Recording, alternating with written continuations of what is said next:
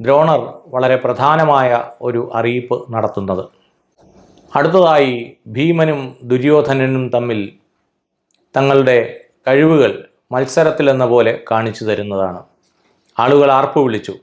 വലിയൊരു മത്സരം നടക്കാൻ പോവുകയാണ്. രണ്ടുപേരും ഗദായുദ്ധത്തിൽ അതിപ്രാവീണ്യം നേടിയവരാണ്. ഭീമന് കായബലം കൂടുമെങ്കിൽ ദുര്യോധനന് പരിശീലന ബലം കൂടും.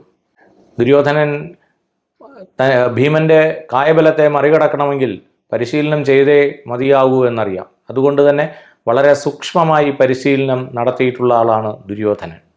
ഭീമന് പരിശീലനത്തിലല്ല, മറിച്ച് തൻ്റെ തന്നെ ശക്തിയിലാണ് വിശ്വാസം. തൻ്റെ ശക്തിയെ തോൽപ്പിക്കാൻ ആരുമില്ല എന്നതിലും. അങ്ങനെ അവർ തമ്മിലുള്ള മത്സരപ്പയറ്റ് ആരംഭിക്കുന്നു. നമ്മൾ കണ്ടിട്ടുള്ളതാണ് വടക്കൻ വീരഗാഥയിലൊക്കെ ആരോമൽ ചേകവരും ചന്തുവും തമ്മിലുള്ള മത്സരപ്പയറ്റ്. അതോടൊടുവിൽ കാര്യമാകുന്നതുമൊക്കെ കണ്ടു. അതുപോലെ തന്നെയാണ് ഇവിടെ നമുക്ക് ഒന്ന് കണ്ണടച്ചാൽ അല്ലെങ്കിൽ ഒന്ന് നമ്മൾ ഭാവനയിൽ കണ്ടാൽ ദുര്യോധനും ഭീമനും തമ്മിലുള്ള ആ മത്സര യുദ്ധം നമുക്ക് കാണാൻ സാധിക്കും. അത്ര മനോഹരമായിട്ടാണ് വ്യാസൻ അത് അവതരിപ്പിച്ചിരിക്കുന്നത്. അങ്ങനെ ഭീമനും ദുര്യോധനുമായുള്ള മത്സരപ്പയറ്റ് ആരംഭിക്കുന്നു. ആ പയറ്റ് ക്രമേണ മുറുകുന്നു.